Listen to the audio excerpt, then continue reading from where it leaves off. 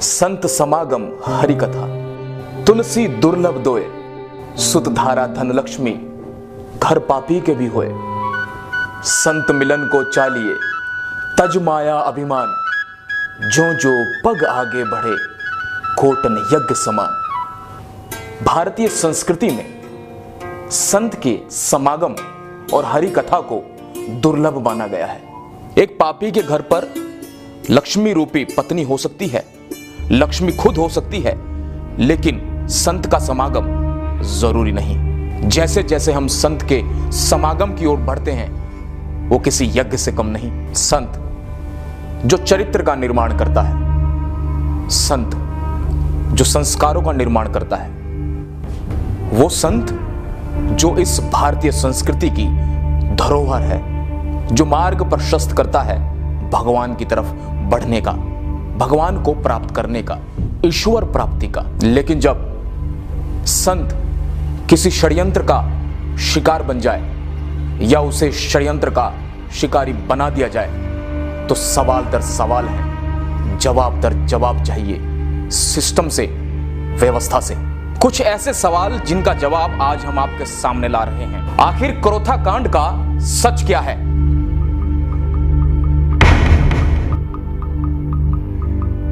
संत रामपाल और उनके अनुयायियों पर कराए गए हमले का मास्टरमाइंड कौन था? गुरुजी और मैं दिन रात क्रोथा के आसपास घूमे और सरकार के ऊपर इतना दबाव बनाया कि सरकार ने पुनः उसको यहां आने से रोक दिया।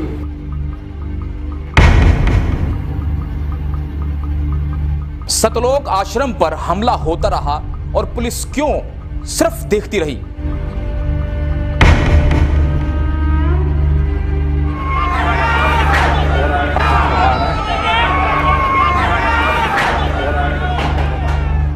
पुलिस ने मीडिया कर्मियों को घटनास्थल का दौरा क्यों नहीं करने दिया? कैमरे छीनकर तोड़ दिए गए। हरियाणा के तत्कालीन मुख्यमंत्री ने हमला करने वालों को क्यों 50,000 का इनाम दिया? इसके विपरीत आश्रम के निर्दोष लोगों को जेल में क्यों डाल दिया गया?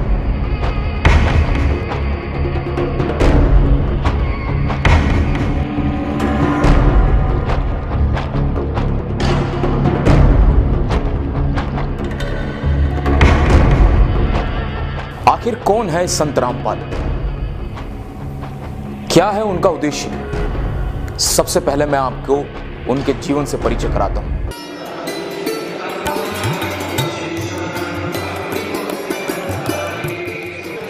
आधुनिक संतों में जन्मे कबीरपंथी संत रामपाल का जन्म आज से 65 साल पहले 8 सितंबर 1951 को गांव धनाना, जिला रोहतक, हरियाणा में हुआ।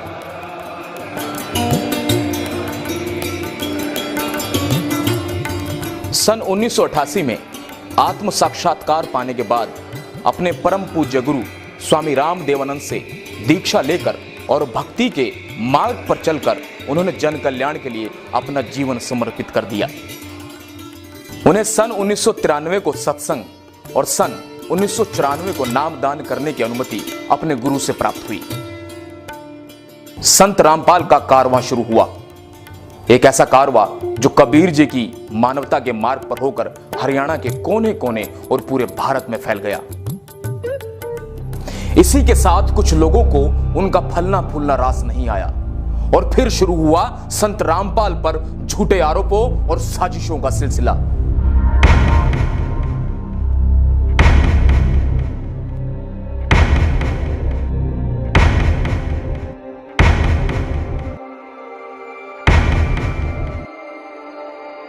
और आगे जो है, आगे भी विचार हमारे दृढ़ निश्चय है, इसी प्रकार की कोई आने चाहिए। रामपाल दास कोई संस्था नहीं है, रामपाल दास एक व्यक्ति है और आर्य समाज वो संस्था है जिसमें व्यक्ति बहुत छोटी चीज है। हमें मीडिया के माध्यम से यही सुनने को मिलता था कि संत रामपाल जी ने महर्षि दयानंद द्वारा लिखित पुस्तक सत्यार्थ प्रकाश पर टीका टिप्पणी की, लेकिन आज तक किसी भी मीडिया चैनल, अखबार या कोई ऐसा शख्स नहीं जिसने आपको यह बताया हो कि आखिर वो आपत्तिजनक टिप्पणी क्या थी। आज हम आपको बताते हैं कि वो आपत्तिजनक टिप्पणियां क्या थी। दार्शनिक चतुर्थ उल्लास में एक ऑब्जेक्शन किया है, आपत्ति व्यक्त की है कि स्वामी दयानंद जी ने विवाह का उत्तम समय लिखा है 24 वर्ष की लड़की 48 वर्ष के पुरुष का जोड़ा सही है। दास ने ऑब्जेक्शन किया कि ये ना कभी हुआ ना हो सकता, ये कभी संभव था ना है, तो ये गलत विचार हैं दान जी के, ये बिल्कुल मान्य नहीं है। गर्भ धारण करते ही पुरुष अपने वैसे चला जाता है और वह एकली बालक पाले, ये तो जो है ना पाप है। दानंद जी कहता है कि फिर तो विवाह भी पाप है। अरे तेरा गजब हो, ये कहाँ ते विवाह और कहाँ ये दुष्कर्म। इन्होंने किसी कल्याण से कुछ लेना देना नहीं, इन्होंने तो सत्यार्थ प्रकाश और दानंद चाहिए बस। इस सत्यार्थ प्रकाश को पढ़ के आग लग जाए समाज में, इतने गंदे विचार लिख रखे, ऐसे पशु जैसे कर्म का समर्थन कर रखा है नियोग का। और फिर क्या लिखा है, कहते पुनर्विवाह नहीं करना विधवा का। प्रश्न है विवाह का समय और प्रकार कौन सा अच्छा है। 24 वर्ष की स्त्री और 48 वर्ष के पुरुष का विवाह उत्तम है। पहले ये दिखाते हैं इसी सत्यार्थ प्रकाश के समोल्लास नंबर 7 में, देख कैसा कलाबाजी है दयानंद की। प्रश्न किसी ने करा कि ईश्वर साकार है व निराकार, उत्तर महर्षि का निराकार। ठीक है, अगले ही पृष्ठ पे प्रश्नकर्ता कहता है क्या स्तुति आदि करने से ईश्वर अपना नियम छोड़ स्तुति प्रार्थना करने वाले का पाप छुड़वा देगा। महर्षि दयानंद कहते नहीं। तो प्रश्नकर्ता कहता फिर स्तुति प्रार्थना किस लिए करें, क्यों करना। उत्तर महर्षि दयानंद का उनके करने का फल अन्य ही है।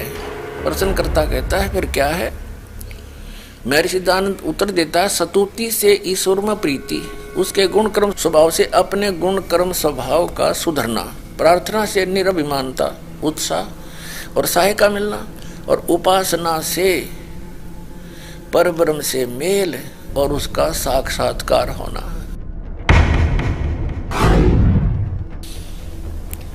पहले पृष्ठ पे कह रहा है 154 पृष्ठ पे कह रहा भगवान निराकार है, और दूसरे पृष्ठ 155 पृष्ठ पे कह रहा है सामने ही कि उपासना से पाप तक कटे नहीं। उस पापग्रस्त प्राणी का, पापी प्राणी को भगवान का साक्षात्कार हो जाएगा, और साक्षात्कार फिर निराकार का क्या होगा। अब इसने खुद परमात्मा के ऊपर कटाक्ष कर दिया, और जिन्होंने भगवान मिला, नानक साहिब जी खुद देख कर आए सतलोक परमात्मा के साथ गैर वापस आए, उसको मूर्ख बता रहा है। महर्षि दयानंद सचमुच इतना बुद्धिहीन था, न उसको वेद ज्ञान था, न उसको खगोल भगोल का ज्ञान था, और न ही वो समाज सुधारक था। ये उनकी पुस्तकों में लिखा था, दास ने पढ़ा और आपके रूबरू कर दिया। उस भागीरथ पंडित जी ने वहां उनसे प्रश्न किया कि आप हुक्का पीते हो और समाज सुधार का ठेका ले रहे हो, क्या वेदों में हुक्का पीना लिखा है। और महर्षि दयानंद कहता है क्या वेदों में हुक्का पीना निषेध है, कहीं दिखा मुझे। अरे वाह मेरे से अपनी बकवाद को आगे डालने के लिए फिर वेद अड़ा दिए। वेदों में कहता, वेदों में न्यू भी इतना लिखा मत पियो न, फिर इसका मतलब तो भी ठेका ले रहा समाज सुधार का। कबीर साहब ने पत्थर पूजा आदि का बहुत खंडन किया। महर्षि दयानंद कहता है कि कबीर पंडित तो तकियों की पूजा करते हैं, खड़ाओं की पूजा करते हैं, और ज्योत दीप जलाते हैं, ज्योति यानी हवन, ज्योति भी हवन है घी की, उसकी भी पूजा करते हैं। क्या बोला, पत्थर पूजा से कम नहीं। यानी अपने को विद्वान सिद्ध करने के लिए उस महापुरुष ने जो 400 वर्ष पहले इस दयानंद से वो महान काम किया था, उसको नकारा करके स्वयं महर्षि पाकना चाहा था, भगवान को रिजेक्ट करके। अपना आत्माओं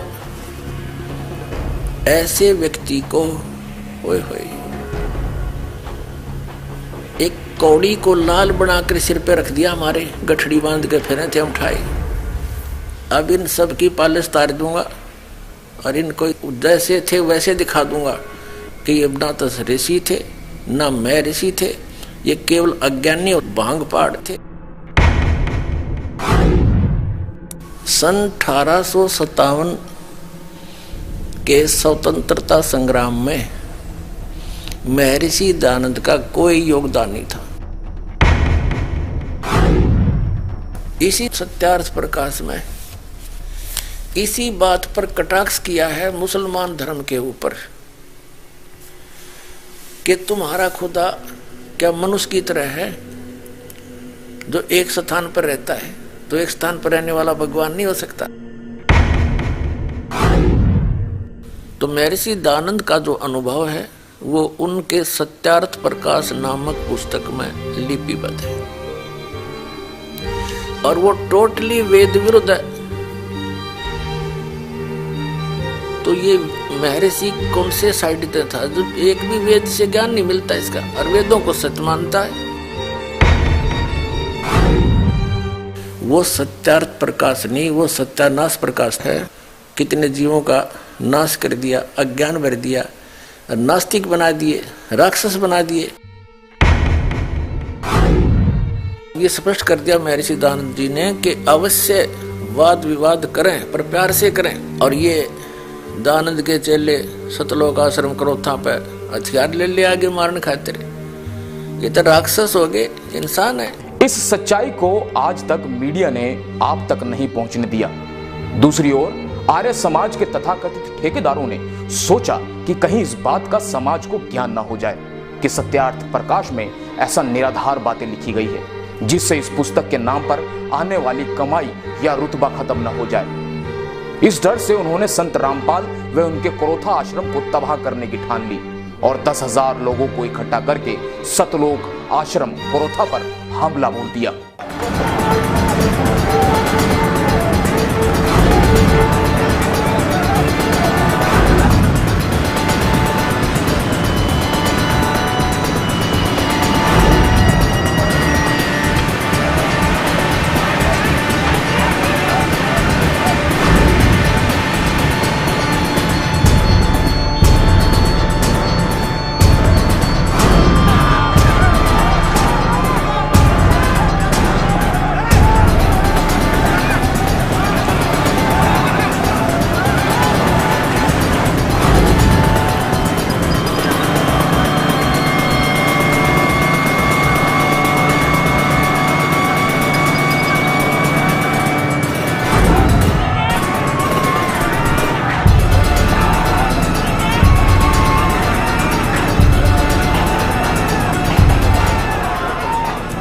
अब आपको दिखाते हैं किस तरह से सतलोक आश्रम पर कब्जा किया है और पुलिस मूक दर्शक बनकर अभी भी देख रही है।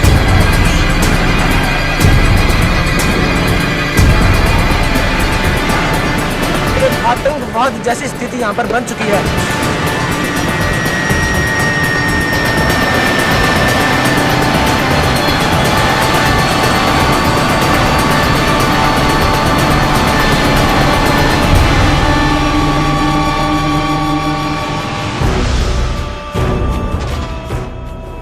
इस संत के ज्ञान का उत्तर ज्ञान से न देकर लाठी व बंदूकों से दिया गया।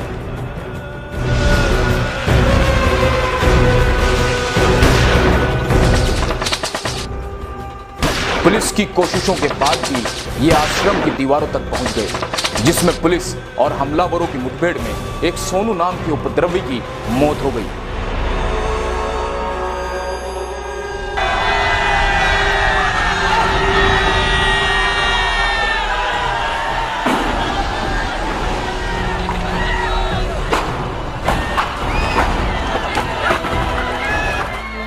अब आश्चर्य की बात यह है कि जिसके घर पर या आश्रम पर हमला किया जाए उसी को जेल में डाल दिया जाए और जिस व्यक्ति की मौत हुई उसका कसूरवार भी संत रामपाल जी को बना दिया जाए और सतलोक आश्रम क्रोथा को सील कर दिया जाए।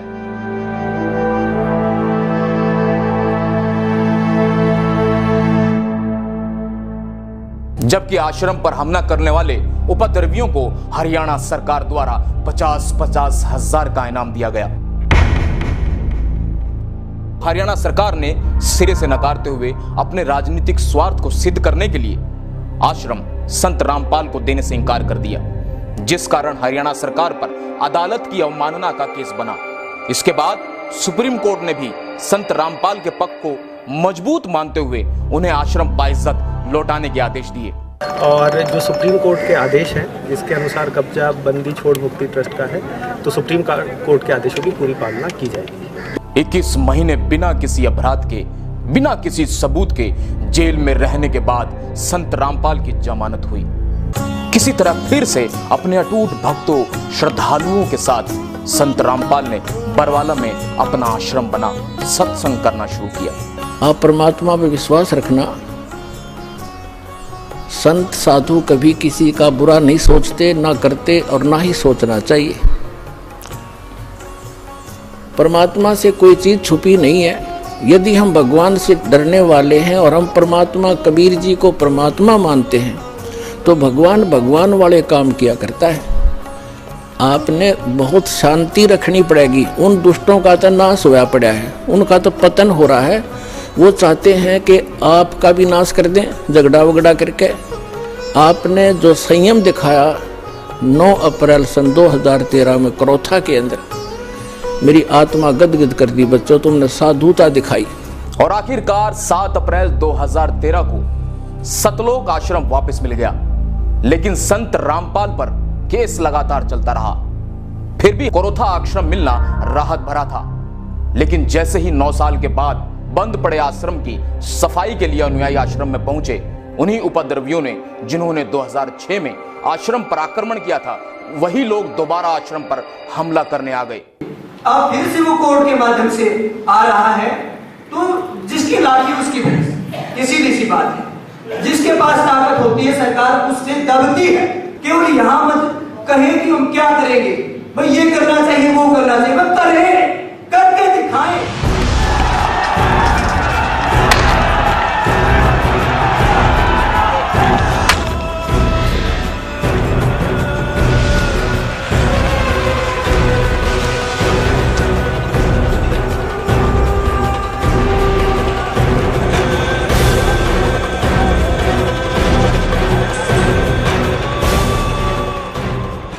चाहता हूं कि कोई अपने आप को आर्य समाजी कहने लग जाए, इससे वो आर्य समाज के लोग नहीं हो जाते। यदि उनके वाणी और चरित्र में वो बात नहीं है तो मैं उनको आर्य समाजी नहीं मानता।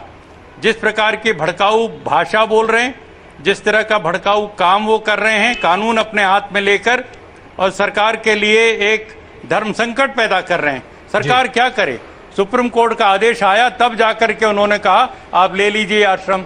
लेकिन जो राज्य सरकार या कोई केंद्र की सरकार यदि ये कहती है कि हम सुप्रीम कोर्ट के आदेश का पालन नहीं करा सकते, उसको सत्ता पर रहने का कोई अधिकार नहीं। आपने संत रामपाल को हमेशा विवादों में घिरा पाया है। विवाद करना और विवादों से घिरना दोनों ही अलग चीजें हैं। आइए आपको समझाते हैं। सबसे पहले प्रश्न उठता है कि आखिर संत रामपाल के साथ विवाद क्यों?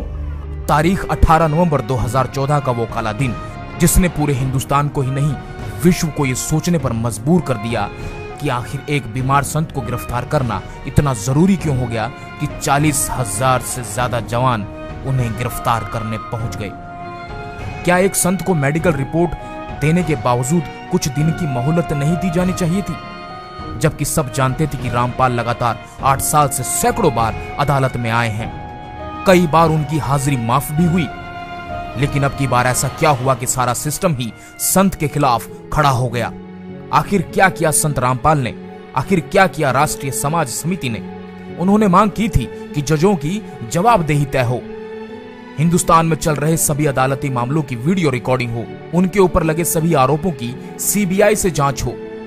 राष्ट्रीय समाज सेवा समिति ने अपने साथ हो रहे 8 साल के अत्याचारों का सारा खुलासा किया उन 3 किताबों के द्वारा जिनके नाम थे न्याय की गिरती गरिमा, सच बनाम झूठ, भ्रष्ट जज कुमार्ग पर, जिसमें हिंदुस्तान की न्याय व्यवस्था को तार तार करने वाले कुछ काले चेहरे शामिल थे।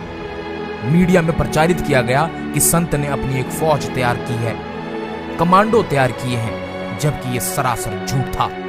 आज तक एक भी ऐसा प्रमाण नहीं मिला सरकार को जिससे कि यह सिद्ध हो सके, जबकि सरकार ने निर्दोष उन लोगों को कमांडो का नाम देकर जेल में डाल दिया जो किसान थे, मजदूर थे, विद्यार्थी थे, जो अपने ऊपर किए जा रहे अत्याचार के विरोध में काले कपड़े पहने हुए थे, हाथों में सफेद झंडे लिए हुए थे।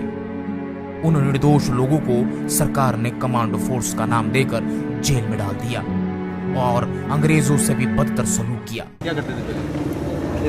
खेती करते हैं, डंडे लिए हैं, अपने कपड़े काले कपड़े पहने, क्या मकसद है इसका? इसका तो कोई मकसद नहीं, इसमें क्या कपड़े तो कैसे भी हो, उसमें कोई वो नहीं इसका। और रही डंडे और झंडे की बात, झंडे तो कोई भी उठा सकता है, इसमें कहीं पे भी जाओगे वहाँ भी झंडे, इसका मतलब वो नहीं है कि जो आप समझ रहे। तो अब हम मुद्दे पर आते हैं।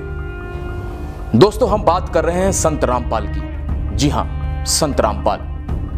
आपके मन मस्तिष्क में कुछ ऐसी छवि घूम रही होगी जिसको आपने मीडिया में देखा होगा। दोस्तों, सच मानिए, आपको सच से कोसों दूर रखा गया। आज आपको हर एक सच से हम रूबरू कराएंगे। हमने भ्रष्ट जजों की शिकायत की। क्या इस देश में भ्रष्ट जजों के खिलाफ शिकायत करने का अधिकार नहीं है? और अगर शिकायत के अधिकार को अवमानना में डाला जाता है तो क्या जिनके खिलाफ हमने शिकायत की थी उनके खिलाफ क्या एक्टिविटी की? लेकिन आपका तो इसका जवाब कौन देगा? सिर्फ एक पक्ष पे कार्रवाई करना दादागिरी है या आदेश?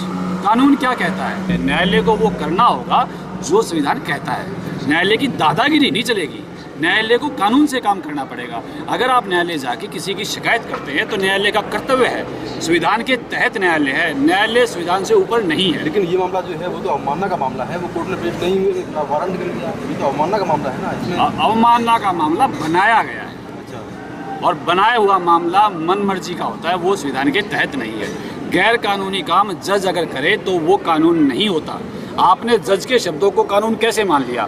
अगर एक जज गलत आदेश पारित करता है और दूसरा जज उस आदेश को रद्द करता है, इसका मतलब क्या हुआ कि जो पहले आदेश थे वो गैर कानूनी थे, और गैर कानूनी आदेशों को मानने के लिए हम बाधित नहीं हैं।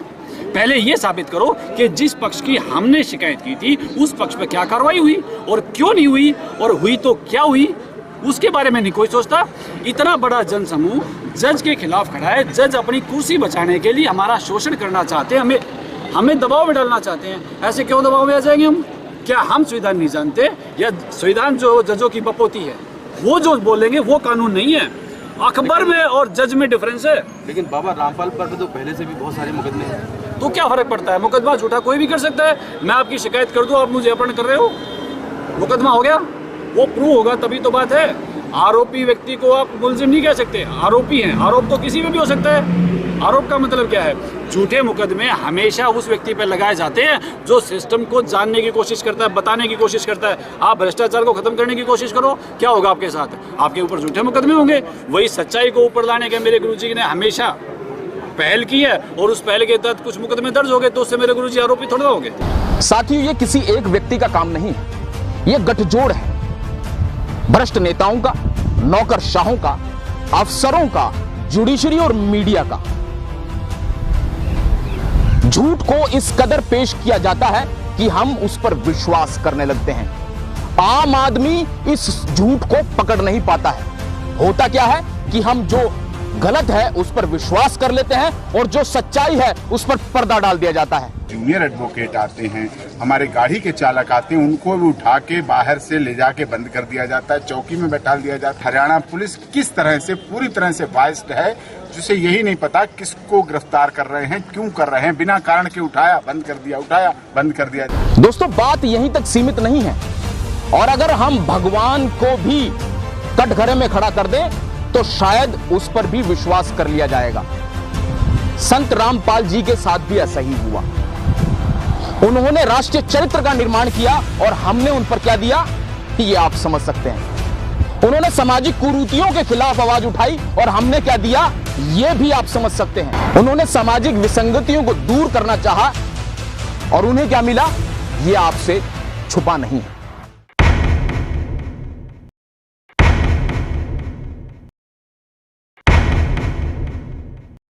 दोस्तों, हम आपको बताएंगे कि किस तरह सच्चाई को दबाया गया और संत रामपाल को बदनाम करने की कोशिश की गई।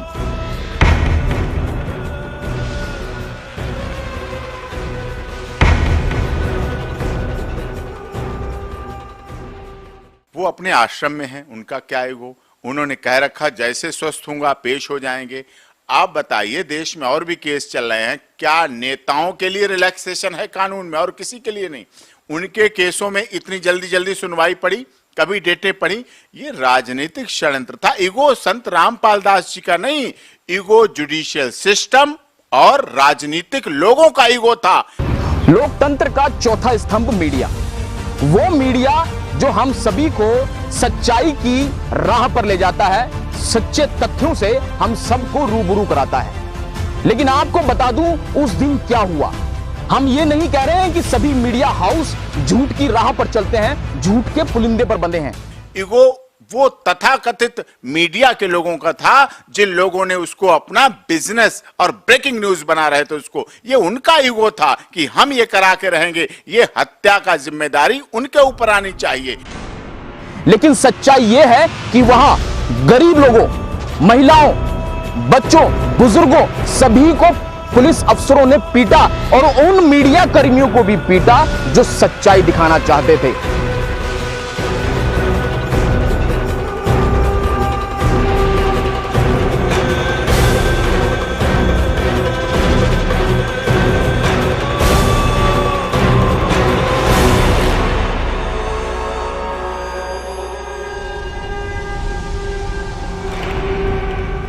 संत रामपाल के अनुयायी चाहते थे कि वह अस्वस्थ हालत में गिरफ्तारी ना दें, लेकिन संत रामपाल को भारतीय कानून और संविधान पर पूरा विश्वास था। तमाम सरकारी और गैर सरकारी डॉक्टरों की जांच रिपोर्ट में यह साबित हो चुका था कि संत रामपाल की तबीयत खराब थी। दरअसल उस दिन संत रामपाल अस्वस्थ थे, स्वास्थ्य ठीक नहीं था। उनके अनुयायी उनसे कहते रहे कि बाबा आप नहीं जाएंगे, लेकिन पुलिस और अनुयायियों को उन्होंने कहा कि मैं अपनी गिरफ्तारी देना चाहूंगा। एकाएक पुलिस बढ़ती चली गई, यहां तक कि सीआरपीएफ ने भी धावा बोल दिया।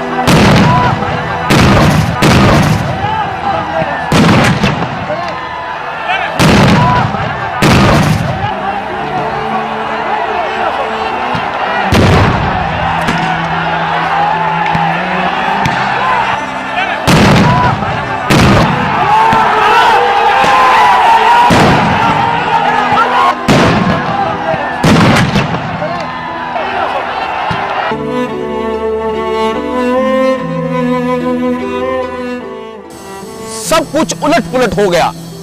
बच्चे, बुजुर्ग, यहां तक कि महिलाओं को खींच खींच कर बाहर लाकर मारा गया, पीटा गया।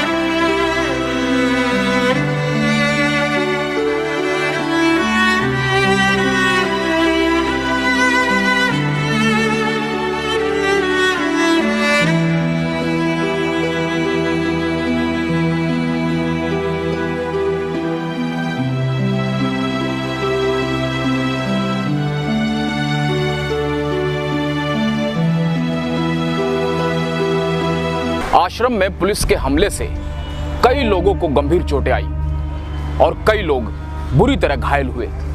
आइए देखते हैं उनका हाल।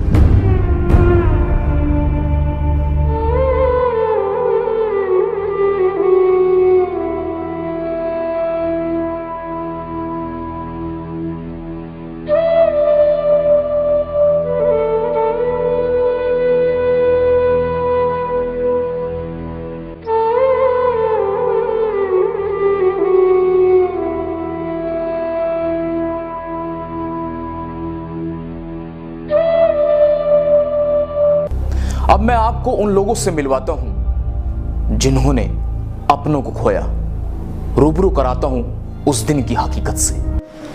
उनकी मौत पुलिस वालों के कारण हुई है। जो पुलिस कार्रवाई पुलिस ने की है आश्रम के ऊपर है, उसकी वजह से ही मेरी माँ की मौत हुई। पुलिस ने भक्तों की कोई नहीं सुनी, उनके ऊपर लाठीचार्ज कर दिया, आंसू गैस के गोले, पानी की बौछार कर दी, जिसके कारण 5 महिलाएं, 1 बच्चे की मौत होगी, उनमें से एक मेरी माँ है। हम लोगों का लाइट, पानी, बिजली सब काट कूट के बच्चे यहाँ पर सब तड़प के परेशान हो रहे। यहाँ पर कोई व्यवस्था नहीं, यहाँ पर मार मार के लट माइयों को गिरा के मारा। उसके बाद अब एम्बुलेंस भी नहीं आने दे रहे कि हम कहाँ ट्रीटमेंट करवाऊँ, क्या करवाऊँ, दम तोड़ दिए। पुलिस वाले आए, उन्होंने आंसू गैस के ऐसे जहरीले गोले छोड़े जिससे इनकी मृत्यु हो गई और हमने हाथ पैर जोड़े, बेहसे मत करो। बच्चों को बुरी तरीके से फेंका गया, पीटा गया, बहनों को बुरी तरीके से मारा गया। बच्चे, छोटे छोटे बच्चे और माइयाँ तड़प रही थी और दम घुट रहे थे उनके हम हाथ जोड़ते रहे, लेकिन उन्होंने कुछ नहीं सुनी हमारी। आखिर कौन है उन 5 निर्दोष बेगुनाह लोगों की मौत का गुनहगार? क्यों उनके साथ इस तरह बदतर व्यवहार किया गया जैसा लोग जानवरों के साथ भी नहीं करते हैं? ऐसा लग रहा था मानो अंग्रेजों की सरकार है, अंग्रेजों का कानून और अंग्रेजों की ही पुलिस। वो नृशंस हत्या ही कही जाएगी। क्यों अब तक भ्रष्ट अफसरों, वकीलों और जजों को कटघरे में खड़ा नहीं किया गया?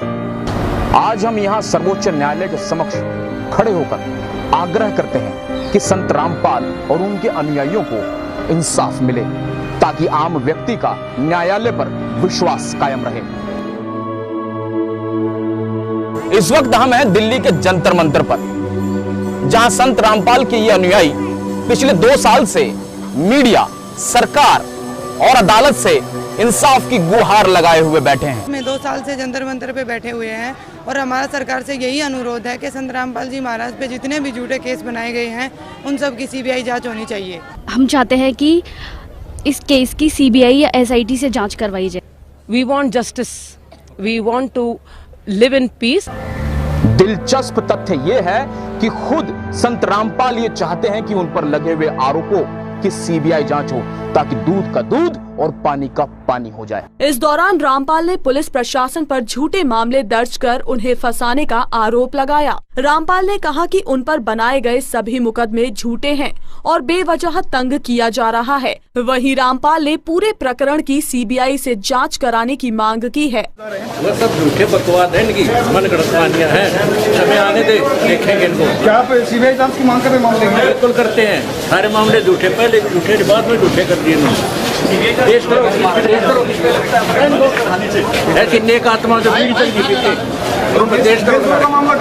होगा सब गलत। हम संत रामपाल जी महाराज जी के शिष्य हैं और हमारे गुरुजी के ऊपर देशद्रोह का आरोप लगा हुआ है। फिर भी हमारे गुरुजी सीबीआई जांच की मांग कर रहे हैं। यदि फिर भी सरकार हमारे गुरुजी की सीबीआई जांच नहीं कराती है तो इससे साफ स्पष्ट है कि सरकार संदेह के घेरे में है और इससे सरकार की कार्यप्रणाली पर प्रश्न चिन्ह उठता है। मैं आपसे जानना चाहता हूं कि आपकी नजर में, संविधान और कानून की नजर में देशद्रोह कौन है और कौन है देशद्रोही। तो मैं आपको बता दूं कि भ्रष्ट नेताओं, जुडिशरी और अफसरों की नजर में देशद्रोही वो है जो सुदूर किसी गांव में रोटी बनाते हुए चूल्हे पर अपने सपनों को स्वाहा कर देती है। देशद्रोही वो है जो धरती का सीना चीर पूरे मुल्क का पेट भरता है। देशद्रोही वो है जो दूर किसी बॉर्डर पर अपना वर्चस्व, अपना सब कुछ देश के नाम पर न्योछावर कर देता है। अगर ये देशद्रोही हैं तो हम भी देशद्रोही हैं। अगर ये देशद्रोही हैं तो आप भी देशद्रोही हैं। और अगर ये देशद्रोही हैं तो बाबा रामपाल जी भी देशद्रोही हैं। तो लटका दीजिए उनको फांसी पर। राजपथ, जहां पर लोकतंत्र का जलसा होता है, ये वो स्थान है जहां से लोकतंत्र का बीजारोपण होता है और पूरे मुल्क को चलाया जाता है, प्रजातंत्र को सुरक्षित किया जाता है। लेकिन जब कोई जरूरतमंद या किसी व्यक्ति पर आरोप लग जाए तो शायद ये लोकतंत्र सुनता नहीं है। हर उस व्यक्ति को जो समाज की कुरीतियों को उजागर करना चाहता है, राष्ट्रीय चरित्र का निर्माण करना चाहता है या सामाजिक उन्मूलन का कार्य करना चाहता है, उसकी आवाज शायद दबा दी जाती है।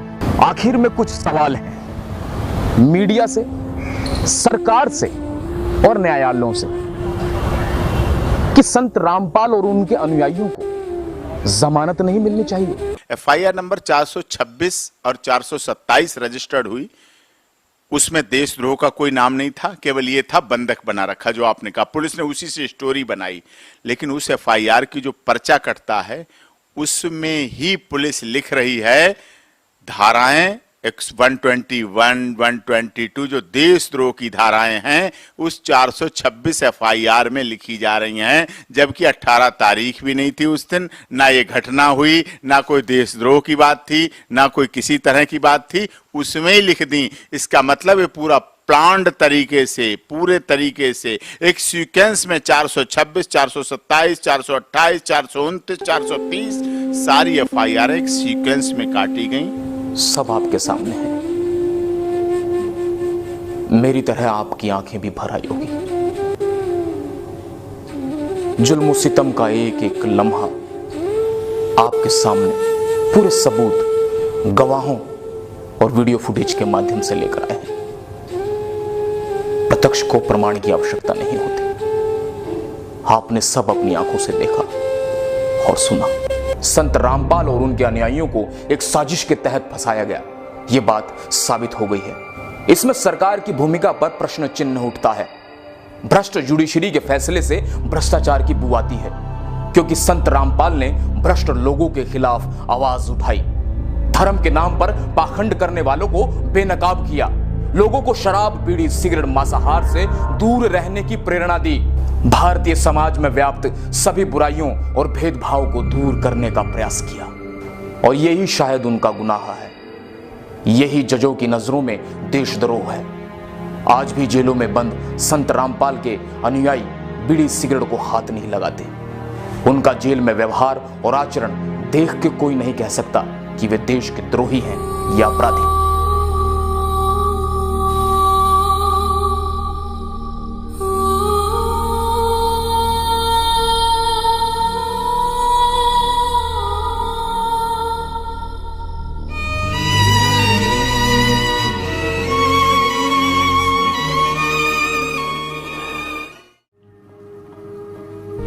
दोस्तों, मेरे साथियों, आपने एक एक तथ्य को जाना, सत्य को परखा, सबूतों को पहचाना।